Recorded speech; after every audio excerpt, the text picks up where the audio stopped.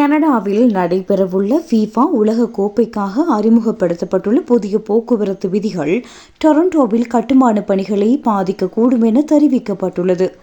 போட்டிகளின் போது பார்வையாளர்களுக்காக சாலைகளை தெளிவாக வைத்திருக்க மே முதல் ஜூலை வரை சாலை பணிகளை கட்டுப்படுத்த நகரம் திட்டமிட்டுள்ளது. இந்த விதிகள் பல கட்டுமான திட்டங்களின் வேகத்தை குறைக்கக்கூடும் என கட்டுமான நிறுவனங்கள் கூறுகின்றன. குறிப்பாக பரபரப்பான பகுதிகளில் பல நாட்கள் அல்லது வாரங்களுக்கு கட்டுமான பணிகள் தடைபடக்கூடும். இது இன்னும் கட்டப்பட்டு வரும் வீடுகளின் கட்டுமான பணிகளை தாமதப்படுத்தக்கூடும். இதன் காரணமாக புதிய வீடுகளுக்கு குடிபெயர காத்திருக்கும் சுமார் 10,000 பேர் தாமதங்களை சந்திக்க நேரலாம். இந்த தாமதங்கள் 2 மாதங்கள் வரை இருக்கலாம். இது தற்காலிக தங்குமிடங்களை தேட அவர்களை கட்டாயப்படுத்தும்.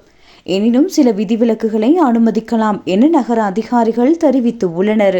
இருப்பினும் கோடைக்காலம் கட்டுமான துறையில் மிகவும் பரபரப்பான நேரம் என்பதால் இந்த தாமதங்கள் செலவுகளை அதிகரித்து மேலும் பல சிக்கல்களை உருவாக்கக்கூடும் என கட்டுமான நிறுவனங்கள் கவலை கொண்டுள்ளன.